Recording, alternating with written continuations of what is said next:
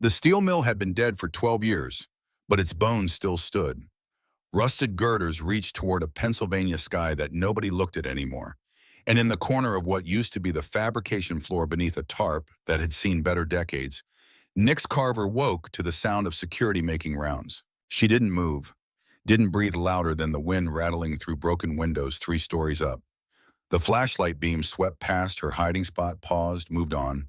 Boots on concrete, radio static, then silence. She counted to 300 before she moved. 23 years old, and she'd gotten good at being a ghost. That's what you learned when the world forgot you existed. You learned to be quiet. You learned to be small. You learned that survival wasn't about fighting, it was about not being seen in the first place.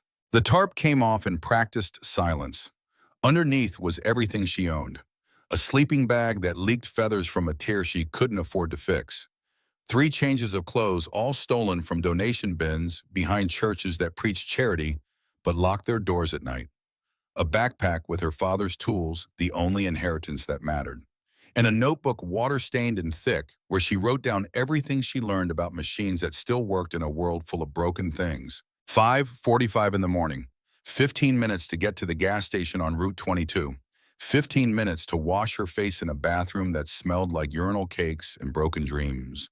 15 minutes to shoplift a protein bar from the convenience store where the cameras had been broken since 2019 and the clerk was too high to notice anyway. She moved through the mill like water, like smoke, like nothing at all. The bathroom mirror at the Exxon told her what she already knew.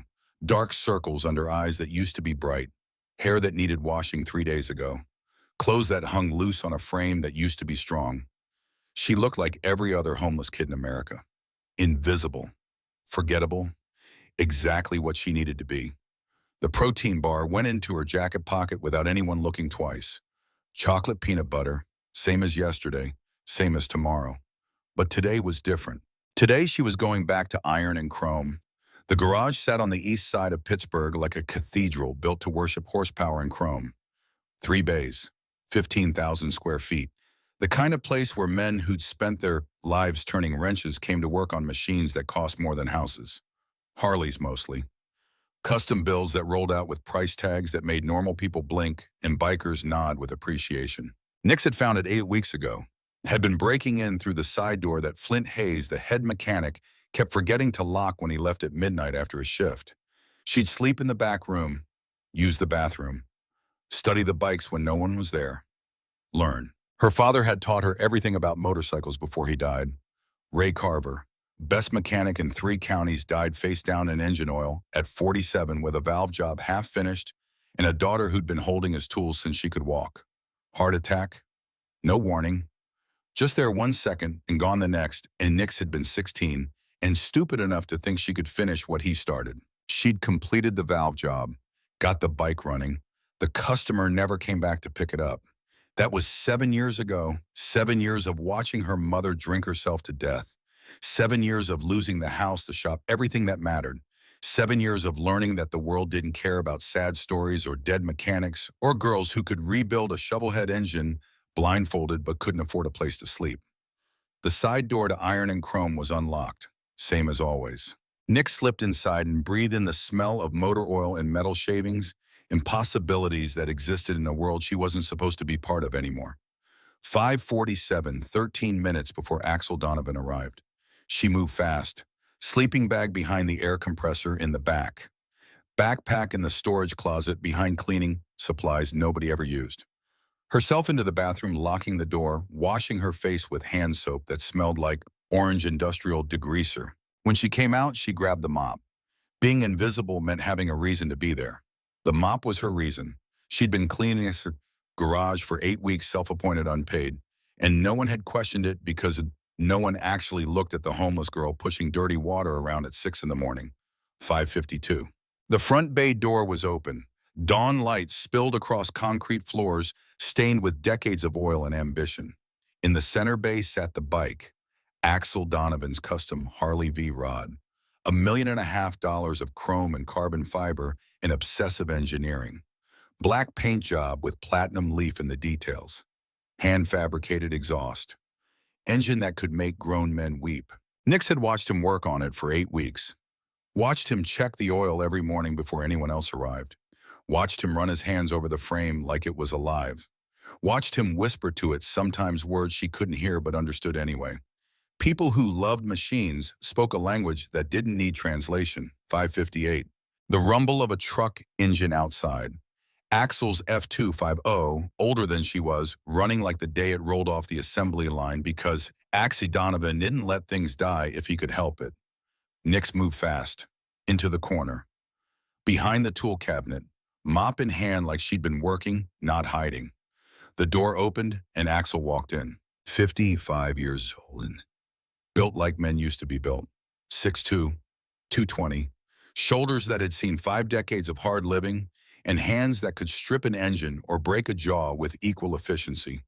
His leather vest bore the Hells Angels patch worn and faded and earned through years of loyalty to brothers who'd bled beside him. He didn't look at Nix. Nobody ever did. He walked straight to the V-rod and stood there for a long moment, just looking at it. Then he began his ritual. Checked the oil, ran his fingers along the cables, tested the compression every morning. Same routine, same care. Nix had timed it, 7 minutes. Every day, 7 minutes of meditation disguised as maintenance. Today it was 8. He paused at the rear wheel, frowned, crouched down, ran his hand along something Nix couldn't see from her angle. His frown deepened. Then he stood up, swung his leg over the seat and turned the key. The engine turned over once, twice, died. He tried again. Same thing. Third time, fourth, fifth, nothing. Axel sat there for a moment perfectly still. Then he climbed off the bike, walked to the wall and picked up a wrench. For a second, Nix thought he was going to work on the bike. Instead, he hurled the wrench across the garage. It hit the far wall with a sound like a gunshot. Nobody throws wrenches unless something is very, very wrong. By 7:30, the garage was full of mechanics. Word had spread fast. Axel Donovan's bike was down and nobody knew why. Flint Hayes arrived first. 52 years old, weathered-faced hands that had been turning bolts since before Nix was born. Head mechanic. 23 years at Iron and Chrome. He looked at the V-rod like it had personally insulted his mother. Garrett Stone came next. 48, ex-Marine, Gulf War veteran with eyes that never quite stopped scanning for threats.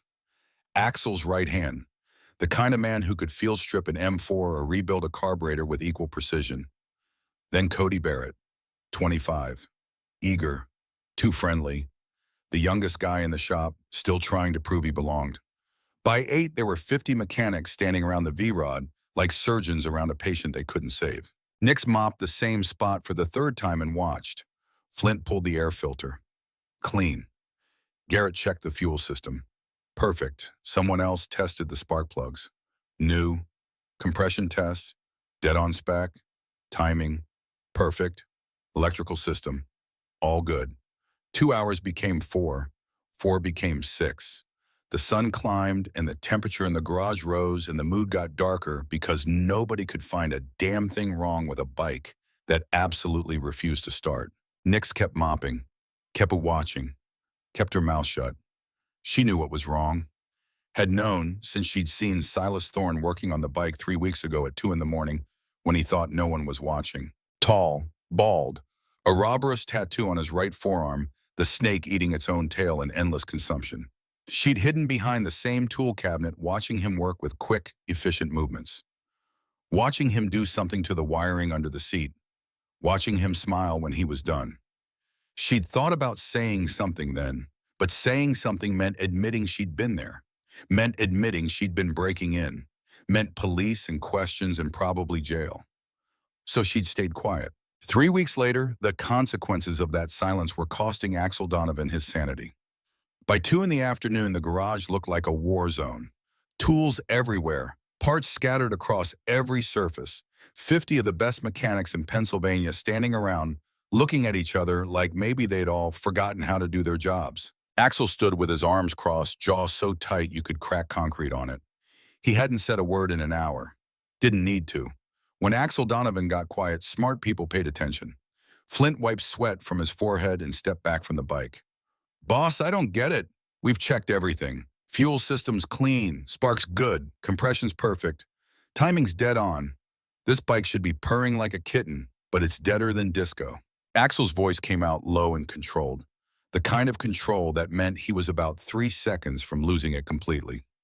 Someone tell me how a bike that was running perfect yesterday morning just dies in the middle of Highway 9. No warning, no sputter, just dead.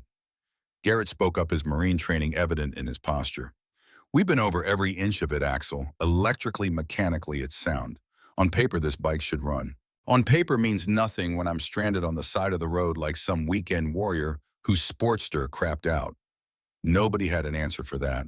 Cody, the youngest mechanic, shifted his weight and cleared his throat. Boss, I'm just saying maybe we should consider that this isn't a normal breakdown. Flint shot him a look that could melt steel. Don't. I'm just saying, Cody continued, a bike like this doesn't just die for no reason. Maybe someone, don't say it, Flint warned. Sabotage, Cody said anyway. The word hit the garage like a physical force. Several mechanics actually took a step back. You didn't throw around accusations like that lightly. Not about a Hell's Angels bike. That was the kind of talk that got people hurt. Axel's face remained perfectly still, but his eyes went cold. January ice cold. Who? His voice was barely a whisper. Nobody, Flint said quickly, shooting Cody a look that promised violence later. The kid's been up for 16 hours straight. He doesn't know what he's talking about. Cody, go take a break. I'm not wrong, Cody protested. You all know it. A bike doesn't just break room now. Cody opened his mouth to argue, thought better of it, and walked away. Axel watched him go, then turned his attention back to the Harley. He walked around it slowly like a predator circling wounded prey. How long have you worked on bikes, Flint? 23 years. And in those 23 years, have you ever seen anything like this? Flint hesitated. Honesty warred with the desire to provide comfort.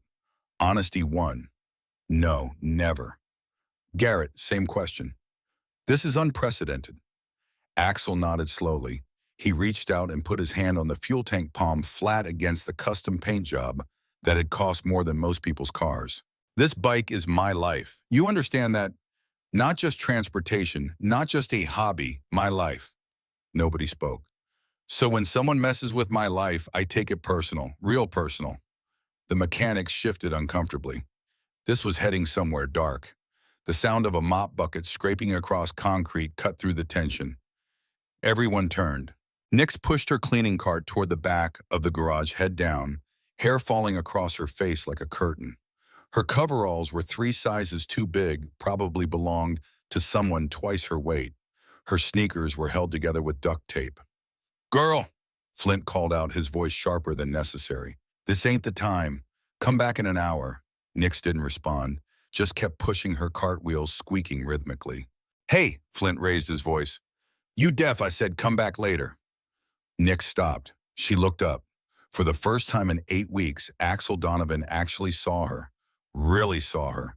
She couldn't have been more than 23, 24. Her face was smudged with dust, and there were dark circles under her eyes that spoke of too many sleepless nights. But her eyes were sharp, alert, taking everything in. I can fix it, she said. The garage erupted in laughter. Not polite chuckles. Full-throated guffaws that echoed off the metal walls.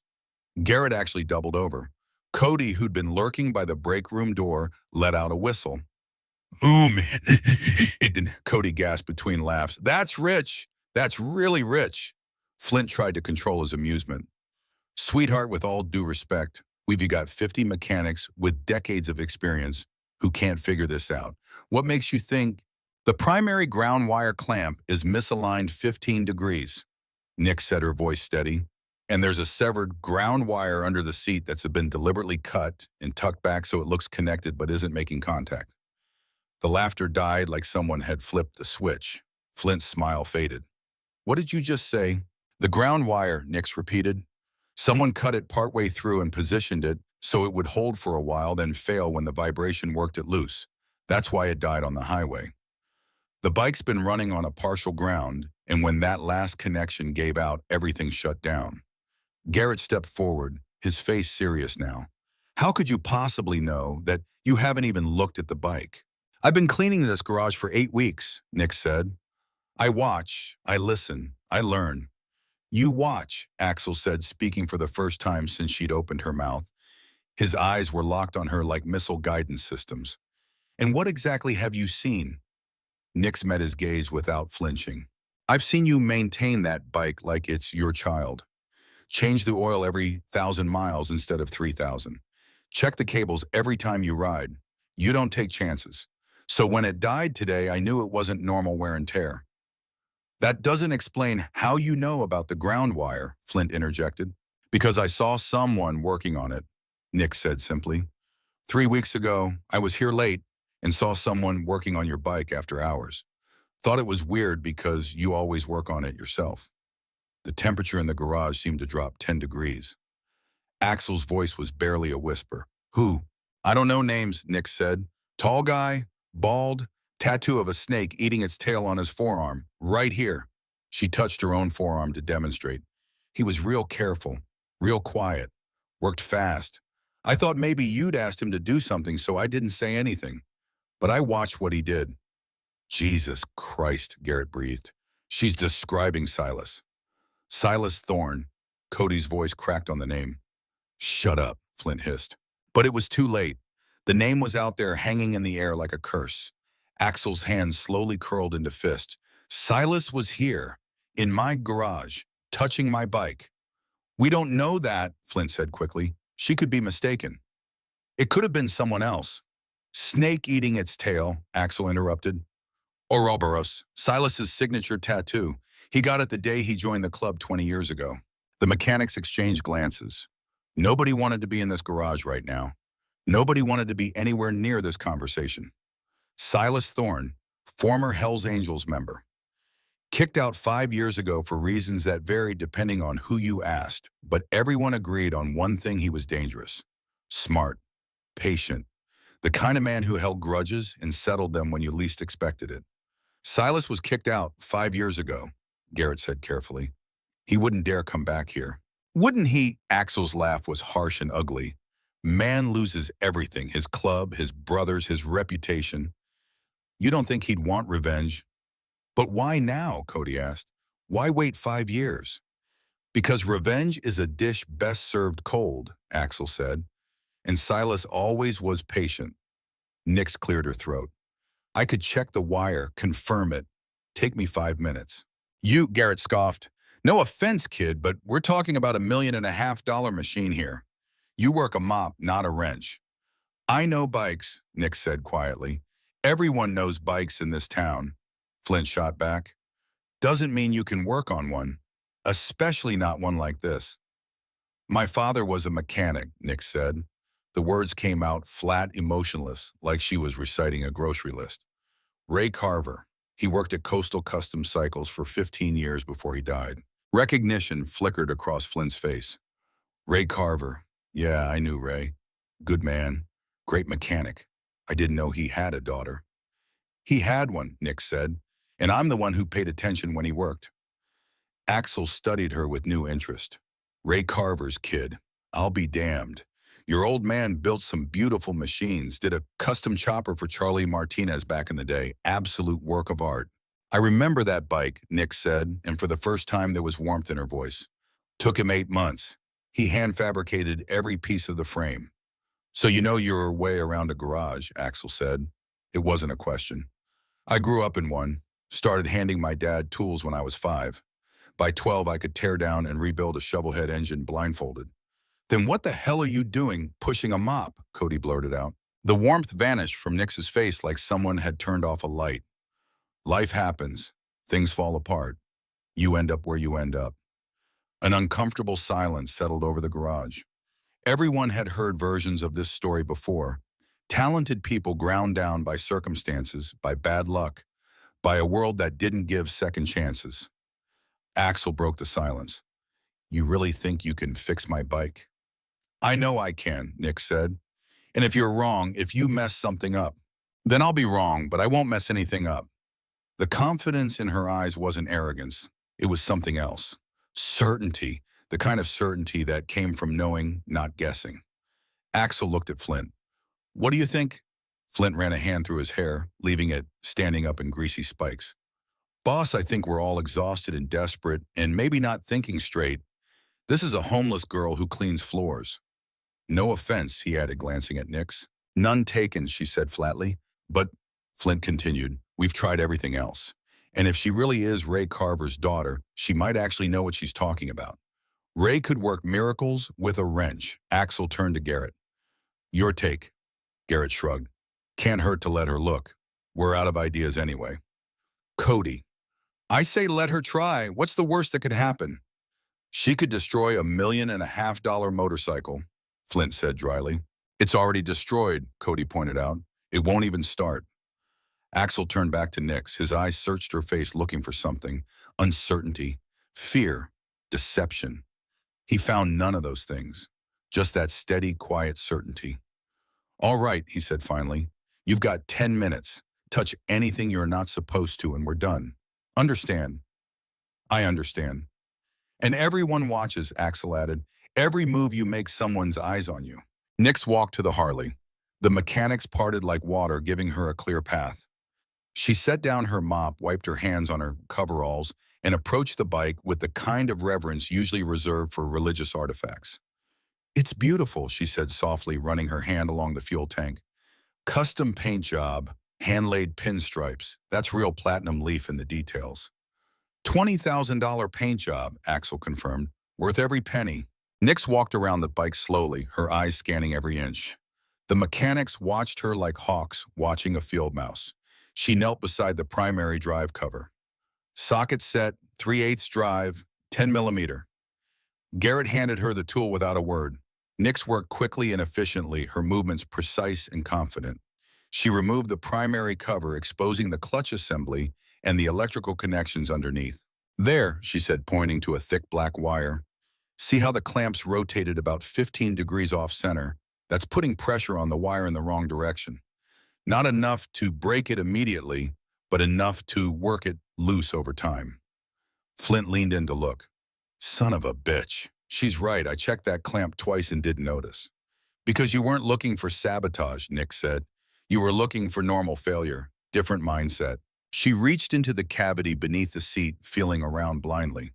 Her face concentrated, fingers searching. Then her expression changed. Found it. She pulled her hand back out. Between her fingers was a ground wire. The end was frayed and corroded, clearly severed. This wire should be connected to the frame mount right here, Nix said, pointing to a bolt near the battery box. But someone cut it, tucked it back so it looked connected from a casual inspection, but it's not making contact. No ground means no circuit completion. No circuit completion means no start. The garage was so quiet you could hear the fluorescent lights buzzing overhead. I need a wire stripper, fresh ground, wire 12 gauge should do it, and a soldering iron, Nix said. You're going to solder it, Flint asked. Why not just crimp a new terminal? Crimps can fail, Nix said. Solder is permanent. This bike deserves permanent. Axel nodded slowly. Get her what she needs. The mechanics scattered gathering tools and materials. Nix worked in silence, stripping the old wire, preparing the new connection. Her hands moved with practiced ease, the muscle memory of thousands of hours in her father's garage. Why'd you stop? Axel asked suddenly. Nix didn't look up from her work.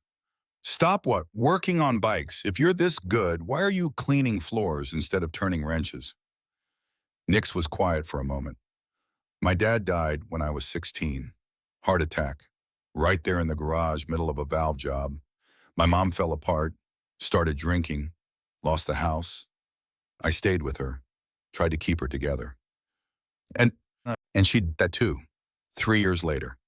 Liver failure. By then I had nothing. No home, no family, no money. I was 19 years old and living in my car. That was 4 years ago, Axel calculated. What have you been doing since? Surviving. Nix held the soldering iron to the connection, the tip glowing orange. The solder melted and flowed, creating a perfect joint. Mostly just surviving. She finished the ground wire, then adjusted the clamp on the primary connection, torquing it to the exact specification. Then she reassembled the primary cover, working backwards through the steps with the same precision. Try it, she said, stepping back. Axel approached the bike like it might explode. He swung his leg over the seat, settled his weight, and reached for the ignition. His hand hesitated over the key.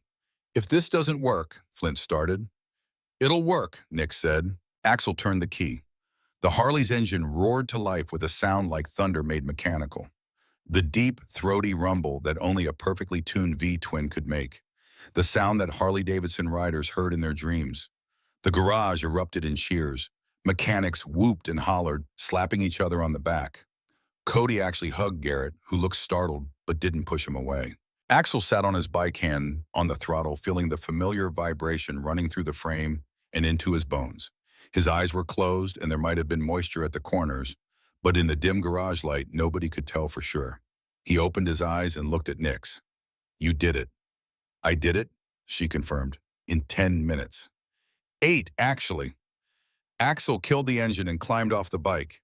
He walked to Nix slowly, deliberately. She stood her ground, meeting his eyes. Thank you, he said. You're welcome. But we've got a problem now.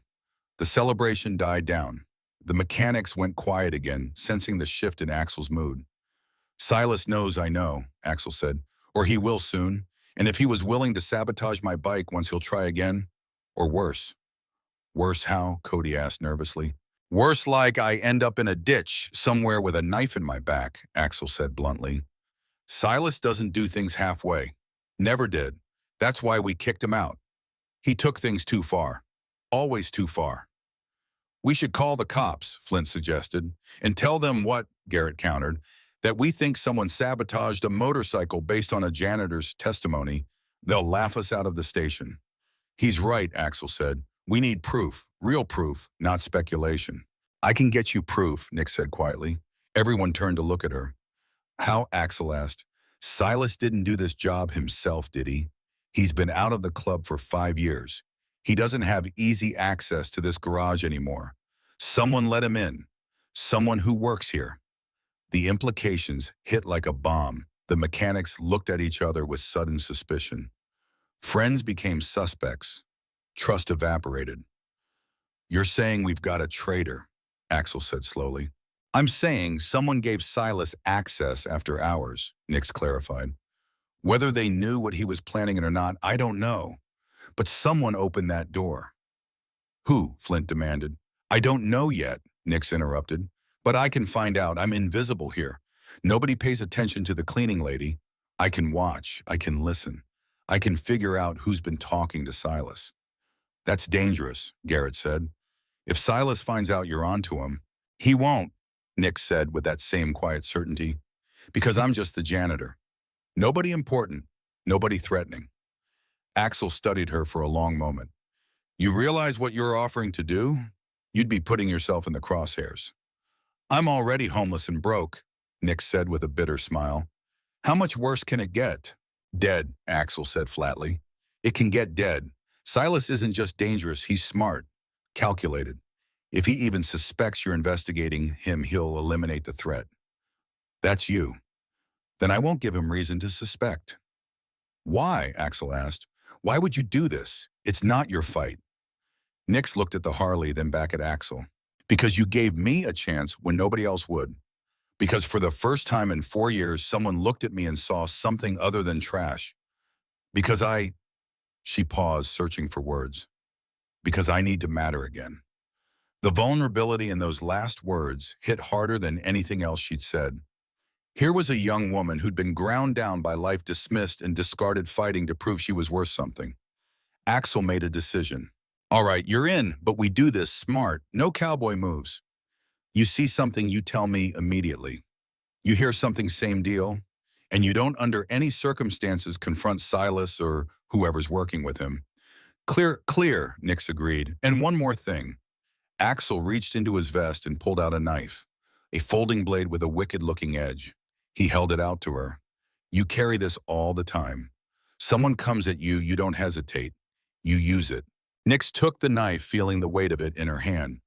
I don't know if I could. You could, Axel said. When it's your life on the line, you'd be surprised what you can do. Trust me. Nix nodded and slipped the knife into her pocket. All right, everyone, listen up, Axel announced to the garage. As far as anyone outside this room knows, the bike's still broken. We're still trying to figure out what's wrong. Nobody, and I mean nobody, mentions that it's fixed or that Nix figured it out. Got it? A chorus of agreement rippled through the mechanics. Good. Now get back to work. We've got other bikes to fix and customers waiting.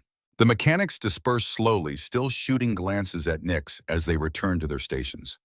The normal sounds of the garage resumed, air tools hissing, metal clanking, radios playing classic rock. Axel pulled Nix aside, his voice low.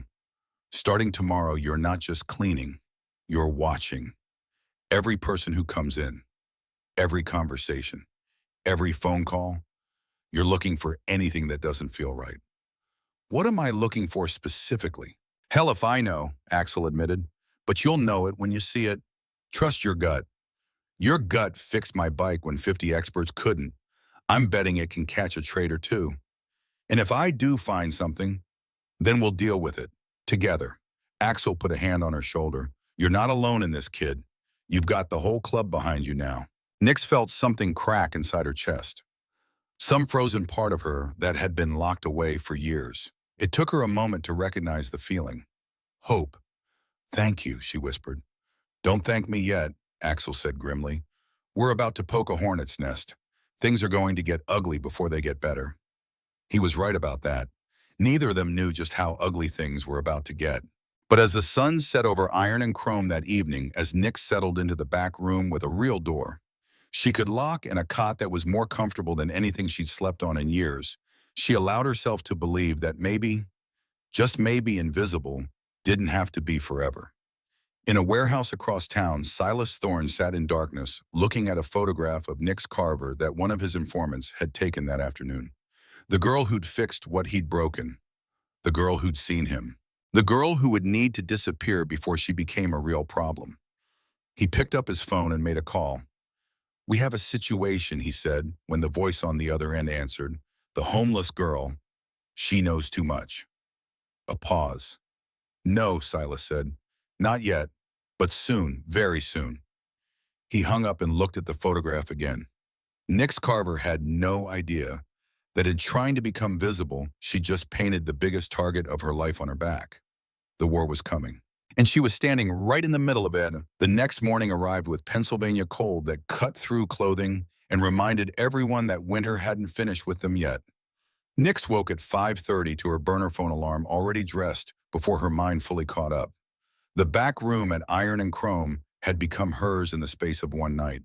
A door that locked, a cot with actual padding, a sink with running water, small victories for someone who'd been sleeping under tarps. 13 minutes before Axel would arrive, she washed her face, checked the knife in her pocket, moved to the window.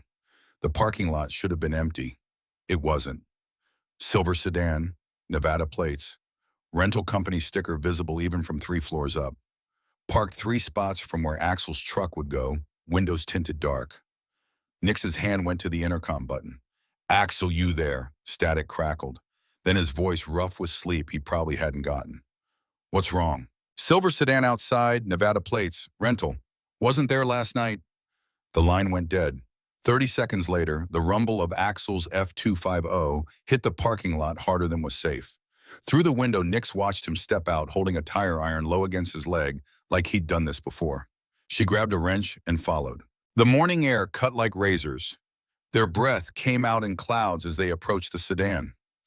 Axel moved with the kind of caution that came from knowing threats were all kinds of faces. At 10 feet, the driver's door opened. A woman stepped out. Early 40s, blonde hair pulled severe, sharp cheekbones, eyes that had seen too much and couldn't unsee it, leather jacket worn thin at the elbows, combat boots, the kind of woman who knew how to hurt people and had. Axel stopped cold. Ivy.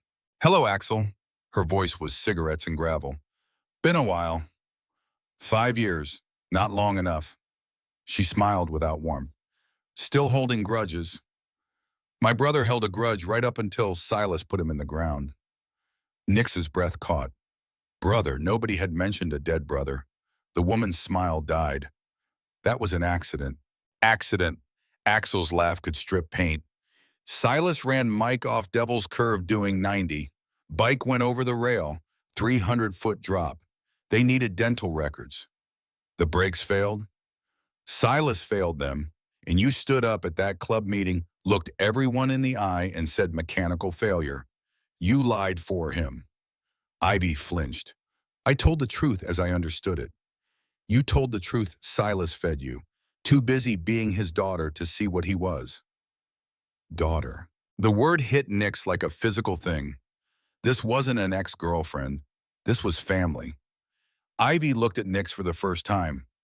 Who's the girl? None of your business, Axel said, stepping between them. If she's involved, it's very much my business.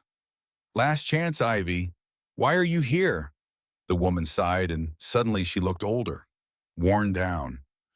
Because Silas is planning something big, and if I don't stop him, a lot of people die. The words settled like frost. Keep talking, Axel said. Not here. Ivy glanced around the empty lot like snipers might be real.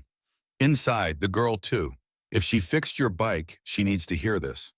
Axel hesitated, then jerked his head toward the garage. Try anything and I finish what the club should have done 5 years ago. They went inside. Ivy moved like she expected attacks from every angle. In the office, Axel closed the door, pulled blinds.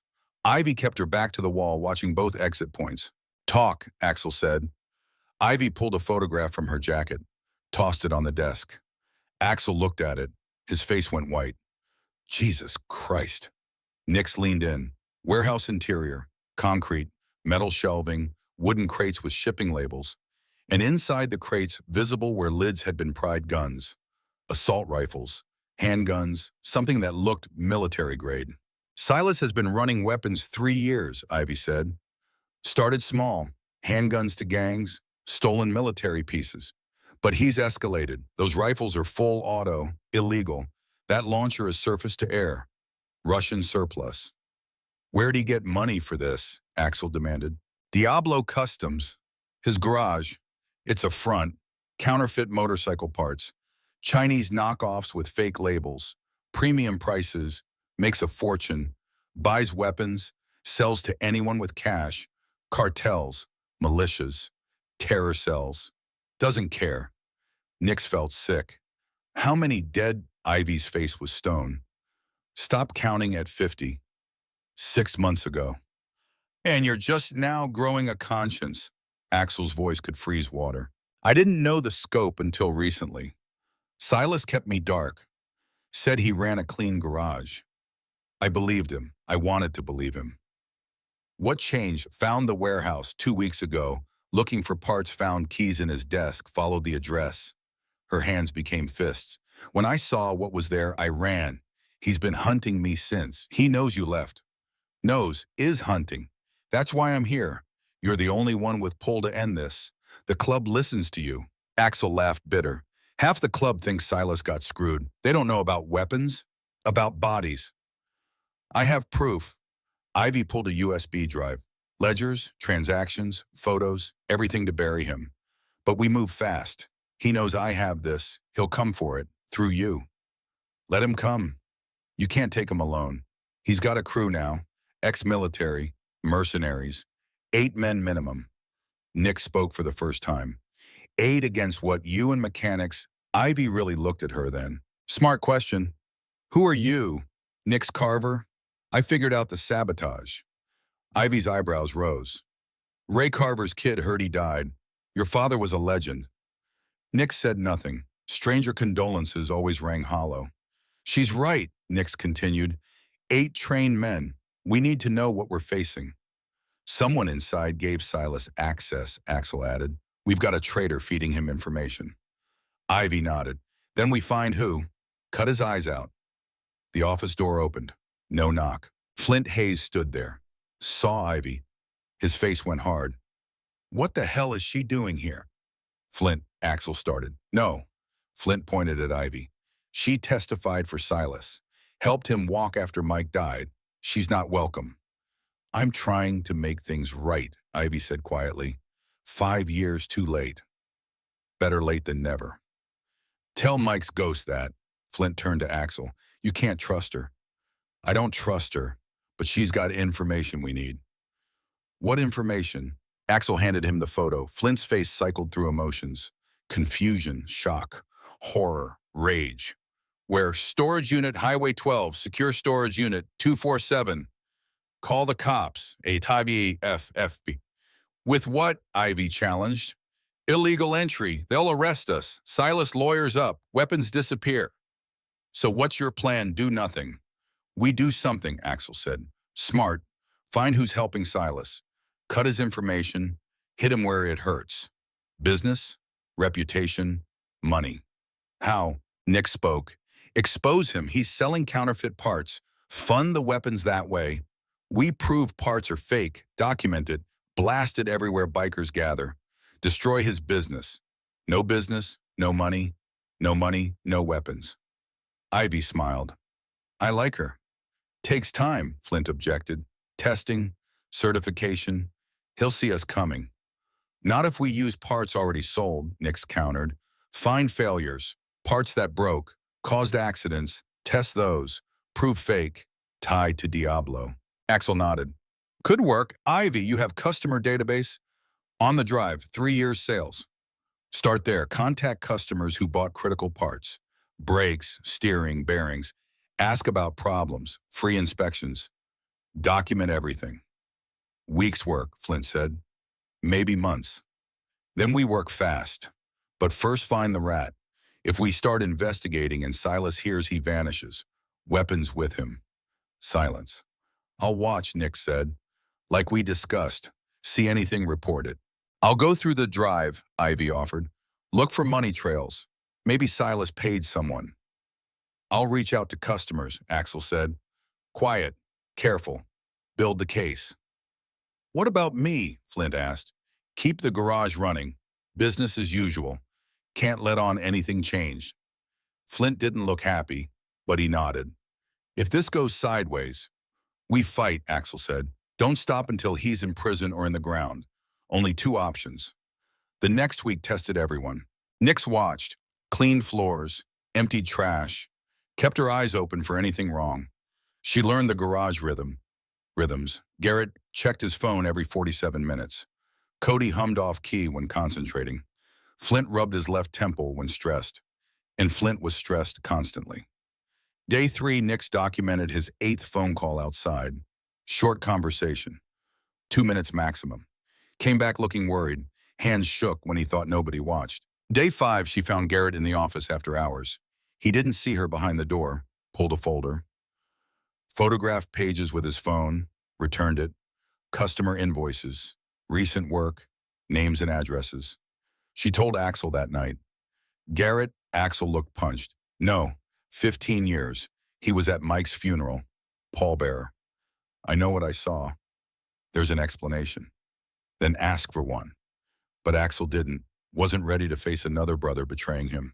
Ivy worked the USB in the back room. Laptop glowing blue for hours. Found customer was transaction records, offshore accounts, evidence of bribery, payoffs to local cops, connections to organizations that made the Angels look tame, but no proof of who let Silas in. Day 7, Nix mopped the floor when Ray's voices came from Axel's office. She moved closer, silent. I don't like this, Flint was saying. Ivy appears, we just trust her. We're using her information. What if it's a setup Silas sent her to see what we know? To what end, Barson? I don't know, but something's wrong, and that homeless girl appears out of nowhere, fixes your bike, suddenly running operations. She's helping. Is she or gathering information? Ever think maybe she works for Silas? Nix's hand tightened on the mop, face burned. Enough, Axel said, voice dropping dangerous. I'm saying we need to be careful who we trust. Noted. Get back to work. Flint left, nearly ran into Nix, looked at her. Something flickered in his eyes. Guilt, fear, something else. Then gone. Nix stood there wondering if Flint deflected suspicion or genuinely believed she might be the traitor. The paranoia was metastasizing. Day 8, it peaked. Nix arrived 5:30. Garage wasn't empty, every light on, every mechanic there. Center of the floor, Garrett Stone. Hands zip-tied behind his back. Blood from his nose. Axel stood before him, fury on his face like nothing Nix had seen. Tell me again, Axel said, deadly calm. Why you photographed customer files? Told you, Garrett said. Blood dripped. Backing them up. Computers acting weird. Didn't want to lose data. With your personal phone, faster than Axel hit him. Not to break, to make a point. Don't lie. 15 years, I know when you're lying. I'm not. Another hit. Nix felt sick. Wrong, all wrong. Axel, stop. Everyone turned. He's telling the truth. How do you know? Been watching him 3 days. Yeah, he photographed files, but I saw what he did with them.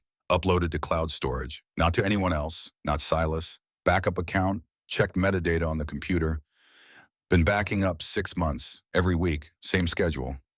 Garrett looked at her like she'd saved his life, which she had. Protecting the business, he said, in case something happened. Raid, robbery, sabotage. Axel closed his eyes. Jesus.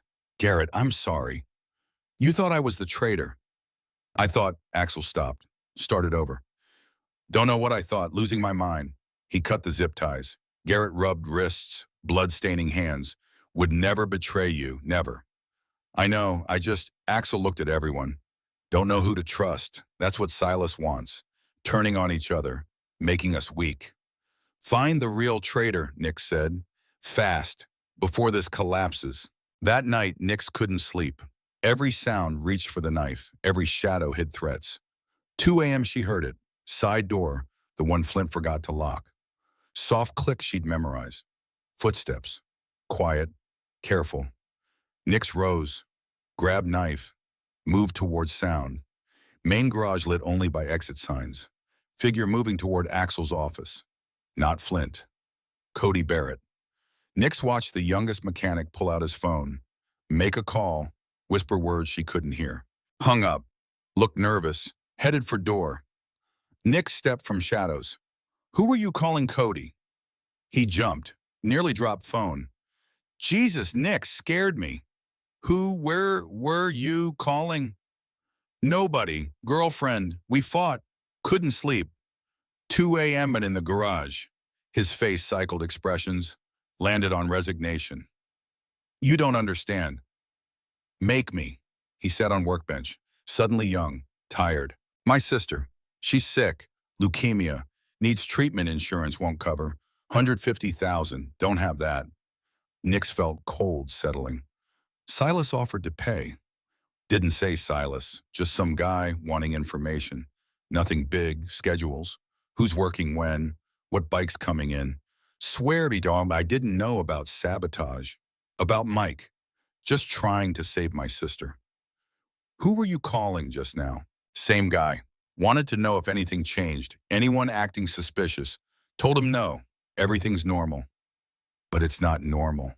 No, voice broke. Really not. Nick stood there, knife in hand, looking at this kid who made terrible choices for good reasons.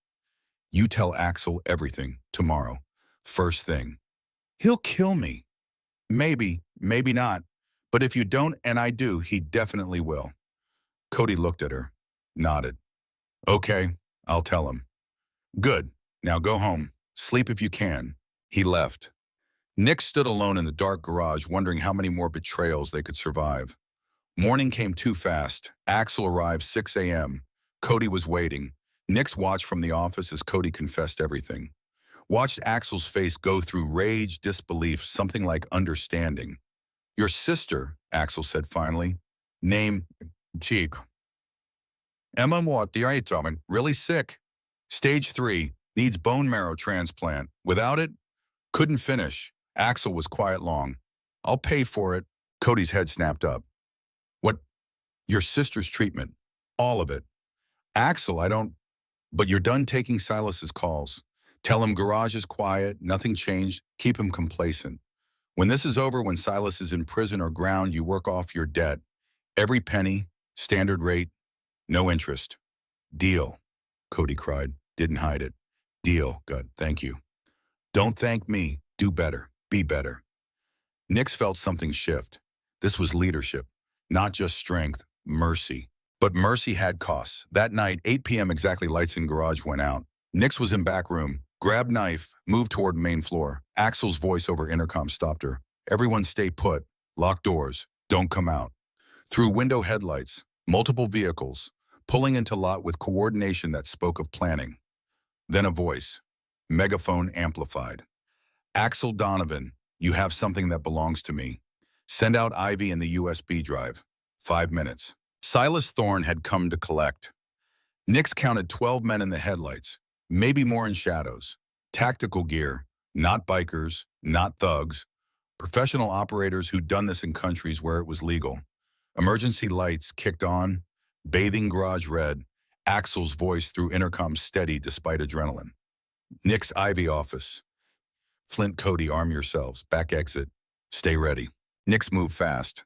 Knife in one hand, other trailing wall for guidance through dim hallway. Office door open. Axel behind the desk, shotgun in hands. Ivy there too, pistol drawn, pale but composed. He brought an army, Ivy said quiet.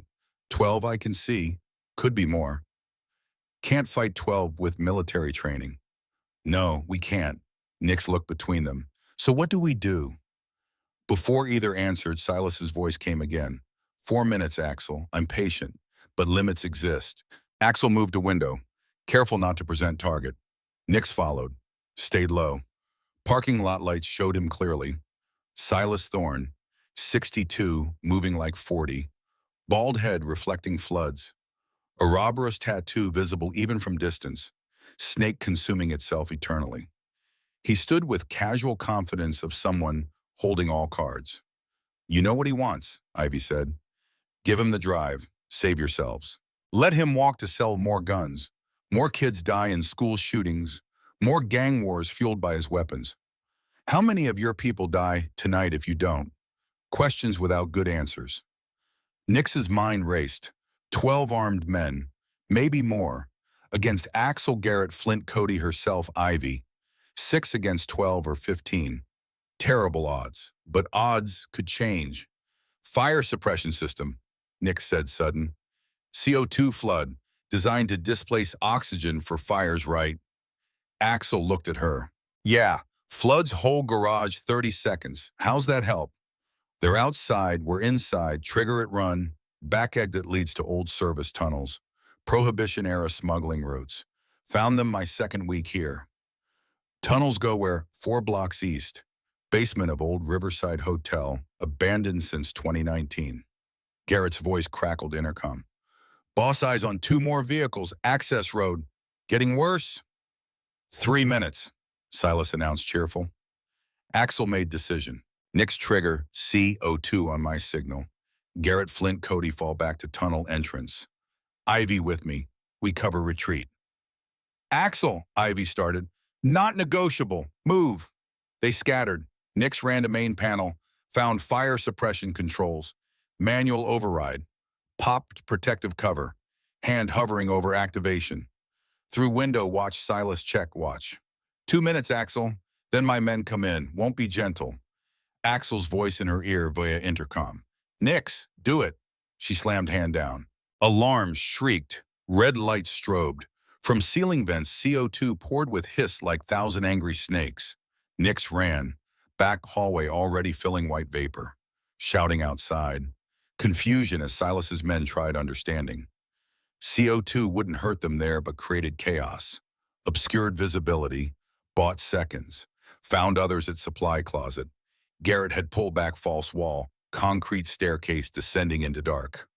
Go, go, go, Axel urged. Cody first, flashlight in hand, then Flint, then Garrett.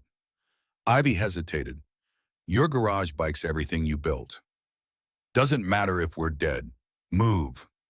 Ivy descended. Nix followed. Stairs steep, air cold, damp. Behind them, glass breaking. Silas's men through windows. Axel came last, pulled false wall closed. In darkness, his breathing harsh. Everyone okay, affirmatives. Then move.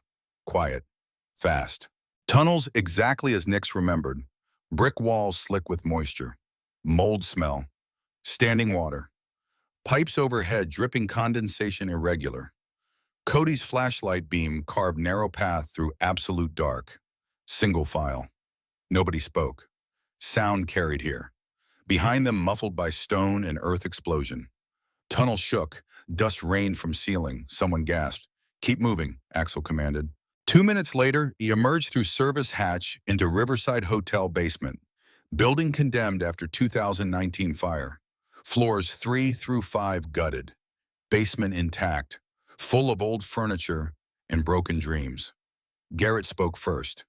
He blew it up. Silas actually blew up your garage. Not first thing he's destroyed. Won't be last unless we stop him. Climb stairs to ground floor. Phone lights now. Through broken windows, orange glow in distance. Iron and chrome burning. Flint pulled out phone, started dialing. Fire department. No calls, no police, no witnesses. Far as anyone knows, this was accident. Gas leak, electrical fire, whatever. Can't let Silas know we survived.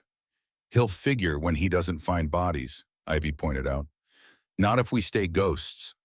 They stood there, 6 people covered dust and sweat, watching everything Axel built for 23 years burn to ash. Nick saw something break in his face, just a moment, then pulled himself together, shoulders straightening, jaw setting. Need place to regroup, somewhere Silas won't look. My apartment, Ivy said, under fake name. 2 towns over, doesn't know about it. House sure, been running 2 weeks, still alive. Wasn't much guarantee. All they had. Ivy's apartment was converted warehouse in dead industrial district. 3rd floor, no elevator. Loading dock entrance requiring cloned key card. Space itself Spartan. Mattress on floor. Laptop on folding table. Months worth canned food stacked against wall. Windows covered blackout curtains. Home sweet home, Ivy said without humor. They filed in. Garrett immediately to window. Peeling back curtain, corner checking, sight lines. Cody sat floor. Head in hands. Flint paced like caged animal. Axel stood center, covered soot and failure. Nix watched this man who'd given her chance when nobody else would. Who'd believed when she didn't believe herself. Who'd just lost everything he'd spent lifetime building. She walked to him. We're alive. That's what matters. 23 years, gone one night. Then we rebuild. But first make sure the Silas can't do this to anyone else. Axel looked at her. Something shifted in expression. Some defeat receded. You're right, absolutely right. Ivy pulled up newsfeed on laptop. Silas spinning it already. Reports coming, tragic gas explosion, local motorcycle garage. 1 casualty confirmed. Casualty, Garrett straightened. Who? Ivy's face went pale. Found a body, male approximately 50, burned beyond recognition. Room went silent. Flint stopped pacing. Left my jacket with ID in pocket, on my workstation. Then far as Silas knows, Axel said, you're dead. Far as world knows, Flint Hayes died in that fire. Which means, Nix added, far as Silas knows he won. Got what he wanted. We're scattered. Broken. Not a threat. Thinks we're done, Garrett said, understanding dawning. Exactly. Gives us advantage. He'll get complacent. Let guard down. Axel nodded slow. Have maybe 48 hours before he realizes no bodies means no victory. Use that time. Move fast. Move how? Cody asked. Shop's gone. Tools. Everything. USB drive, Ivy said, pulling from pocket. Still have it. All his customer records. Transactions. Everything we need to destroy his business. And there's backup, Nix added. Safety deposit box you mentioned. First National Bank. Box 237. More evidence there. Bank's closed until Monday, Flint pointed out. Then we break in, Nick said simple. Everyone stared. You're serious, Garrett said. Completely. Need that evidence. Can't wait business hours. By Monday, Silas could disappear. Take weapons with him. Breaking into bank is, Flint started. Necessary, Nix interrupted, unless someone has a better idea. Nobody did. They planned through night, slept shifts, ate cold canned food, drank water tasting like plastic bottles. Garrett made calls to brothers in club, carefully worded conversations sounding casual but carrying deeper meaning. By Tuesday afternoon, had 15 Hells Angels riders ready to move on Axel's signal. Ivy sent message to Silas through anonymous email. Simple, direct. You want drive, want me warehouse. Tonight. Come alone, or I destroy everything. Reply came within minutes. Midnight. Don't make me wait. Of course wouldn't come alone. Wasn't the point. Point was making him think he'd won. Making him confident. Complacent. Men made mistakes when they thought they couldn't lose. But first they needed the backup evidence. Sunday midnight found them on First National Bank roof. Garrett's friend Torres' stocky ex-army buddy, who asked zero questions, had disabled alarms, unlocked roof access, had until 1 a.m. before next security sweep. 1 hour. Vault was old school, mechanical locks requiring combination and key. Garrett had combination copied from security footage during previous favor Torres provided. But key was problem, until Cody stepped forward. I can crack it. You're safe cracker, Axel looked skeptical. Uncle taught me, before prison for well safe cracking. Never used it illegal, until now. First time for everything, Ivy muttered. Descended through building using employee stairs. Bank at night was different creature. Hard angles, suspicious shadows. Security cameras looped by Torres showing empty hallways on repeat. Vault door massive. Stainless steel, 3 feet thick. Built when banks expected robbery and wanted maximum difficulty. Cody knelt before lock mechanism, pulled out tools looking both professional and vaguely illegal. 15, maybe 20 minutes. You've got 10, Axel said. Cody got to work. Rest stood guard. Garrett at stairs, Flint watching front entrance, Ivy monitoring security feeds on phone via Torres's access codes. Nick stood with Axel watching Cody's hands move surprising precision. Trust him, Axel asked quiet, after he betrayed us to Silas. Trust he loves his sister more than fears Silas. That's enough. 6 minutes in sweat dripped into Cody's eyes. How much time, he whispered. 4 minutes, Garrett hissed. Lock mechanism clicked, then stopped. Jammed. Shit. Cody's hands shook. Footsteps above them. Guard on rounds, early. Freeze, Garrett commanded. Nobody breathed. Footsteps paused, directly overhead. Nix's hand found knife. If guard came down, 10 seconds. 20. 30. Footsteps moved on. Cody's hand steadied. Adjusted tension, wrench, felt for final pin. There. Click. Got it, Cody breathed. Vault door swung open with a whisper of well-maintained hinges. Inside were rows of safety deposit boxes, hundreds, each holding someone's secrets or treasures or both. 237, Ivy said. 3rd row, middle section. They found it. Another lock. Simpler. Cody had it open 90 seconds. Inside box was manila envelope, thick with documents. Second USB drive. In letter. Handwritten. Addressed to my daughter. Ivy's hand shook, taking letter. Didn't open it. Not yet. Everything else, Axel said, photographing documents with phone. Copy everything. Leave originals in case we need to come back legally.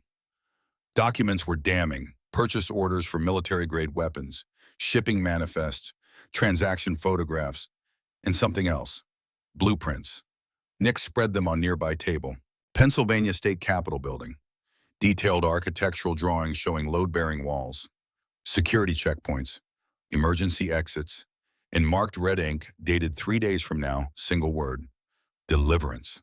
Oh God, Ivy whispered. Really going to do it? Do what? Garrett demanded. Joint session state legislature this Wednesday. Governor's State of the State address. Every politician in Pennsylvania, one room. And Silas selling weapons to someone who wants them dead, Axel finished. Nick studied blueprints. Red X's marked strategic locations, load-bearing supports, main assembly chamber, emergency generator room. Not just attack, she said slow. Total collapse. Going to bring down entire building. How many people? Cody's voice barely audible. 500, maybe more. Weight of that number settled physical. Have to stop this, Flint said. Call FBI right now. With what evidence? Ivy challenged. Illegally obtained documents from break-in. They'll arrest us before investigating Silas. Then we stop it ourselves, Nick said. Everyone looked at her. No when, nowhere, no Silas supplying weapons, so cut off supply before weapons get there. The warehouse, Garrett said. Hit warehouse. And then what? Flint asked. We're not cops. Can't just confiscate illegal weapons. No, Axel agreed, but can make sure they never reach destination and can make sure Silas goes down for it. How? Ivy asked. Nick smiled without humor. Give him exactly what he wants. walk right into his trap, spring one of our own. They spent next 12 hours planning, slept shifts, ate cold food, drank plastic-tasting water. Garrett made calls to brothers, carefully worded. By Tuesday afternoon, 15 angels ready to move on signal. At 11:30 p.m., assembled in abandoned lot 2 blocks from Silas's warehouse. 15 angels on bikes. Garrett with military training. Flint looking like ghosts risen from dead. Cody young and terrified, but there anyway. Ivy carrying mother's letter, like talisman. And Nix with knife. Axel gave her and plan either brilliant or suicidal. Probably both. Axel addressed group. Silas Thorne killed my brother, killed dozens through weapons he sold. Tomorrow, if we don't stop him, kills 500 more. We end this tonight. Clean, right. Make sure he never hurts anyone again. Angels nodded. These men had seen violence, dealt it when necessary, understood stakes. Nix leads operation, Axel continued, got surprised looks. She earned it. Anyone has problem, leave now. Nobody left. Nix stepped forward. In weeks since fixing Axel's bike, she'd changed. Still thin, still young, but steel and spine now that hadn't been there before. Silas expects Ivy alone. That's what he gets. She walks in, wears wire. Rest of us already inside. Hidden. We've had 2 days scout warehouse. Know every entrance, every blind spot, every hiding place. Pulled out hand-drawn map. Garrett and 3 riders here. North loading bay, Flint and 3 here.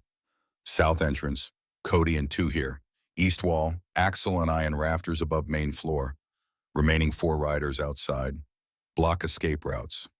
When Silas makes move, we reveal ourselves. Surround him, no violence unless necessary. We're not executioners. We're witnesses. Witnesses to what? One angel asked. To him confessing everything. Ivy's wire transmits directly to Detective Merrick's phone. She's been investigating Silas 2 years, waiting for evidence. We give her that evidence. Silas's own words admitting weapons trafficking, admitting capital attack, admitting everything. And if he doesn't confess, another challenge, then we make him. At 11:45, moved into position. Warehouse exactly as photographs showed. Concrete floors, metal shelving reaching 30 feet high. Crates of weapons stacked like building blocks of death. Nix and Axel climbed to rafters using maintenance ladder. From up here could see entire operation. Garrett and team barely visible in shadows. Flint's group positioned behind crate row. Cody young face pale but determined, crouched near east wall. And in center of floor under only lights, Ivy waited. Alone. At exactly midnight, main doors rolled open. Silas Thorne walked in with 8 men. Not 12 like garage. 8. Cocky. Confident. He was smiling. Hello, sweetheart. Been while. Ivy stood ground. Want safe passage. Give you drive, you let me walk. Silas laughed. Echoed through warehouse like breaking glass. Oh, Ivy. Really think I'm that stupid? Really think I'd let you walk after you stole from me? Ran from me. Made me look weak. The drive, Ivy said, holding up USB. Everything you sold, everyone you sold to, 3 years records. Want it or not? Of course want it, but want something else more. What? To watch you beg, nodded to his men. They spread out, forming circle around Ivy. Know what your mother's last words were before I gave her overdose that killed her? Ivy's face went white. She said, don't hurt Ivy. Please don't ever hurt Ivy. And I promised I wouldn't. Promised. He smiled. I lied.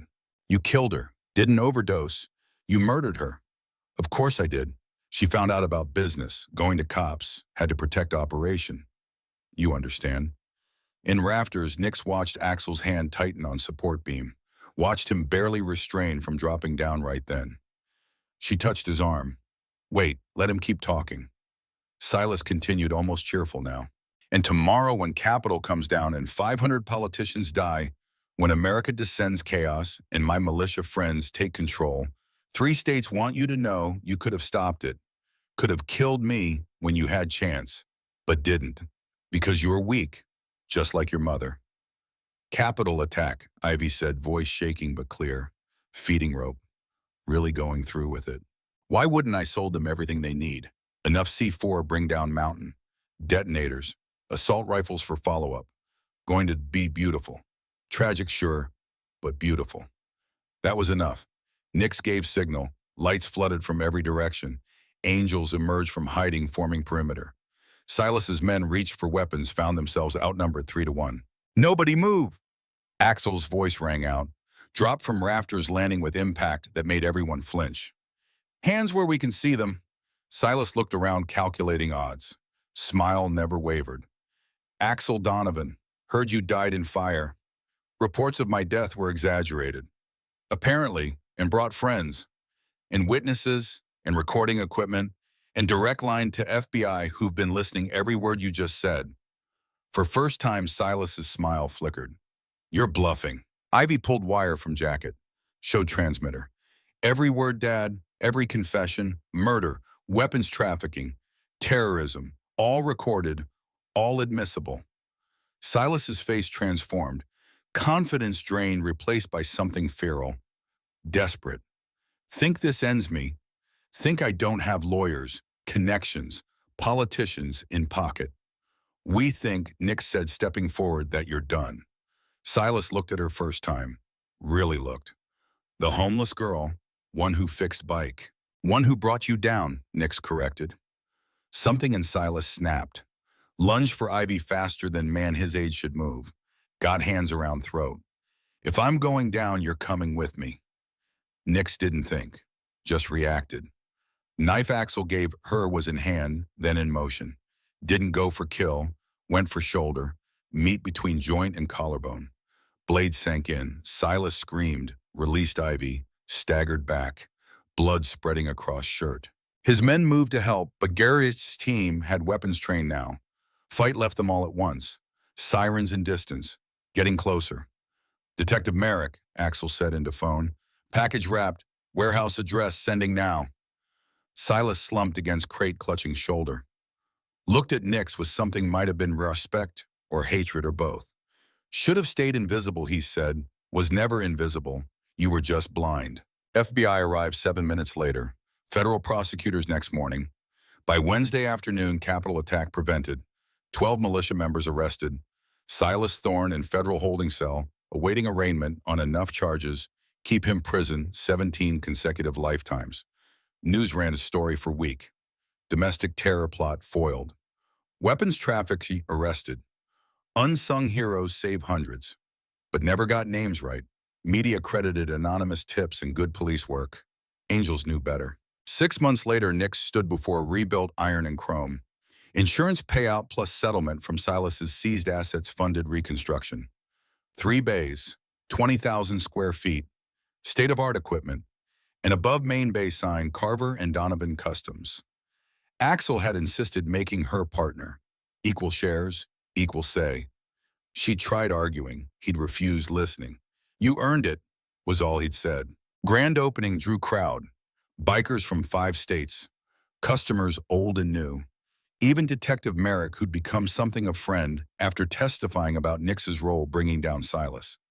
Garrett ran main shop. Flint, legally risen from dead after months' paperwork, handled custom fabrication. Cody worked part-time while sister recovered from successful bone marrow transplant. And Ivy ran a foundation called Thornless, helping abuse victims escape dangerous situations. Her mother's letter, which she'd finally read, funded first-year operations. But Nix had own project. Across town in building that used to be Diablo Customs, she'd opened something new.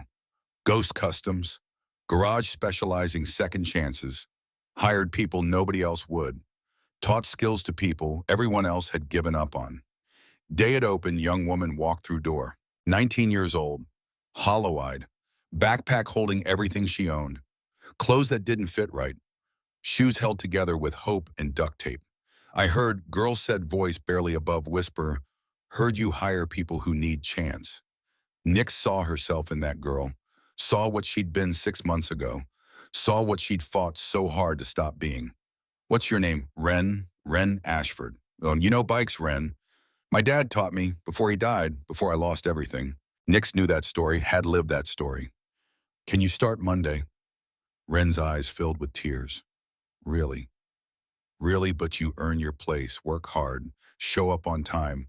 Don't steal, don't lie, don't give up. Deal. Deal. Nix handed her key. Back room's yours until you get on feet. Cot, shower, food and fridge. Locked door at night. And Ren, yeah, welcome home. That night, Nick stood on roof of Ghost Customs looking out at city lights. Somewhere out there were more Wrens, more people who'd been invisible so long they'd forgotten they mattered. She'd find them, help them, show them what she'd learned. That invisible wasn't forever.